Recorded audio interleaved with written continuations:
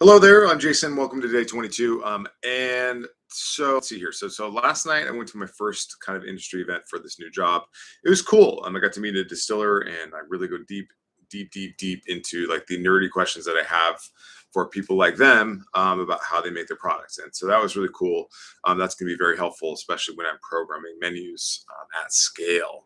And I don't know. It's nice to be back in the game. I'll tell you that.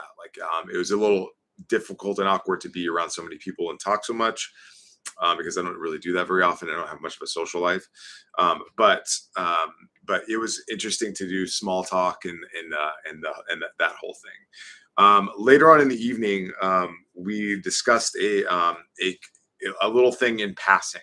About a unique problem, and that kind of got my nerd brain tingling a little bit. And I'm going to use my system to build a solution for it. So the problem is that everybody is going to be at New York Wine and Food Festival, and we have to check in all the reps. So all the reps have to go to each table and bring clients around. And so the task is how do we check in all the people that need to go to each table? And this is fascinating for me. We're going to be serving drinks, so I'm not going to be able to manage this on site. I'll probably bring a laptop just in case, but otherwise I won't be able to manage this on site the whole day. So the way my nerd brain got tingling was because I was like, okay, well, how do we check in each rep to each table and track how many times each rep has been to each table, and then allow them to enter in the guests that they brought. And so what I was like, okay, well, how do we figure this out? How do we put this together in the context of a CRM, in the context of an automation, so that we can make sure that we are managing and tracking this many people. Okay, so here's what you do. The first thing you do is you create a form that people can fill out. So in my CRM, it's all built on High Level, which is basically the Salesforce of it's like a Salesforce competitor. And so like what we do is I subscribe to High Level, and then I built a piece of software on top of that called JLOS. And so what I did was I created a form that said name, first name, last name, business division, where you're located, and the guest. And so they go to a quick landing page, which is sent to them by a QR code. So they scan in one QR code, and then it gives them this tiny little landing page that has this quick little form. It says name, business division, and who you're bringing to this tasting. And so and it says enter. Right. So every time it enters, that goes into on the form submission goes into a webhook, and then the webhook sends that information into a Google Sheet via Pabbly. Now, Pabbly is an API connector, and so it helps computers talk to each other. And so what ends up happening is they end up signing their name and email and the information that we're looking for, and then that sends a webhook to Pabbly, which transcribes the information and puts it into a Google Sheet. And so in real time, we can see when people are showing up with the timestamp on the entry, and it automatically prompts them for a new entry. So they could sign in, they could show up, sign in less than a minute, and then walk to another table. We have 28 tables, and they can just enter in the information at that table and just repeat. So they could have 100 entries, and what we would be able to do is a sort function and sum if function on the Google Sheet, and that can spit out live data for like not a BI dashboard, but you can do like live stats and what's happening, so you can see the velocity at which reps are going to tables. So if they're hitting like 28 tables in less than 3 minutes, we'll be like, wait a second, you're kind of gaming the system a little bit. Or we can be like, okay, well, this person brought the most people, because we can count the lines of how many people. There's all kinds of different things you can do once the data is in Google Sheets. Like you could actually spit out an app. There's just a million things you can do once it's in Google Sheets. And so the long story short is in order to track these reps and where they're going to each of these things, to each of these tables, we just have a quick landing page that leads to a webhook that triggers an automation that sends a webhook to Pabbly, which is a Zapier alternative. And then that goes into a Google sheet where we can analyze the data endlessly. So that's exciting for me. I love doing that kind of stuff. And meanwhile, I'll be serving drinks the whole time. So if it works, great. I'll have today to test it. But I couldn't sleep last night because I was thinking about it, and also I was just a little bit worried about my other stuff too. So I didn't get to sleep until like 2 o'clock this morning, and it's now 8 o'clock Eastern time.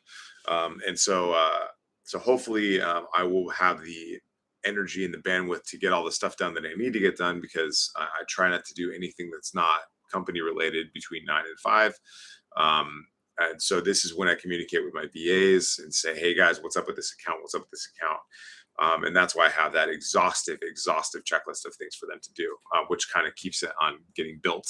And, yesterday I was a little frustrated, and I was pondering the idea of just scrapping all this shit and just doing something that's not all this. Because every month I have to pay for the software. Every month I have to pay for VAs. Every month I have to pay for different services and softwares just to keep the business afloat. And so I'm just like, am I making enough with this, and making sure that it's far enough away from my day job that it's not a conflict, because it's a very high compliance environment. So I have to make sure that it's not conflicted. I have to make sure that it's profitable, that it's fun, that it's interesting, that it's scalable.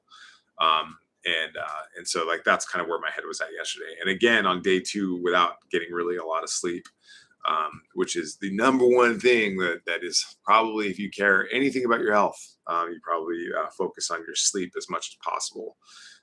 So day 2 without a whole lot of sleep, and I don't drink caffeine, but I did start a subscription to this thing called Joey, which is I think a competitor for Mudwater. You'll notice something about me is that I will always be the early adopter for the thing that comes after the things. So Salesforce came along and blew up the CRM game. Now I work on High Level, which is like the diet version of that. With this much smaller dev team, different focus. And now like Mudwater was the mushroom tea that I was looking at because I didn't want to drink caffeine.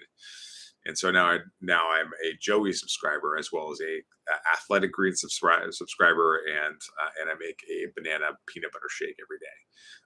But all right, so I'm a little delirious, but I'm excited about this automation. I'll see if I can get that live for tomorrow just to make sure it works. But if it works, then it's one of those things that I could potentially deploy it to 20,000 employees. So I love kind of building fun little things like this, and having the opportunity to do stuff like that.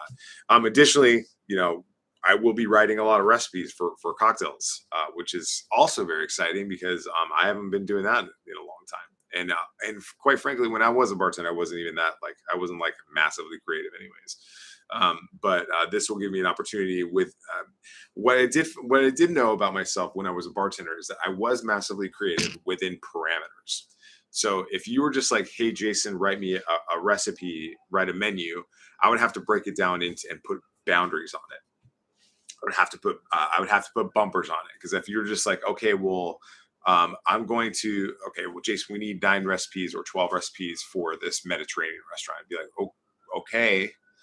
And I would have to kind of break down like, okay, well, we need to put some rules on this. Otherwise, my nerd brain is just going to go everywhere. So the bumpers that I would put on it would be like, okay, well, we need a vodka, gin, rum, tequila, whiskey cocktail, right? Certain number of them have to be shaken, most like 80% shaken, 40% stirred. Let's say, or 20% stirred. Let's say that. So as we're breaking down these things, you're like, okay, well, how many Mediterranean spirits can we put in here? How many, like, what can make each recipe Mediterranean influence? And then you just kind of go down the list and start like filling in the boxes of what a well-balanced menu is, and then get creative as far as like the recipes are built. But if you break it down and keep the elements of the menu as the non-negotiables first, and then get creative with the things that are changeable, that are negotiable, then you can find yourself putting together menus pretty quick, because there's it's not too hard. But I don't want to take up too much more of my time. Thank you for being here. But I'm going to get to it because I only have a couple minutes to manage my team before I have to get to work. And I will see you soon.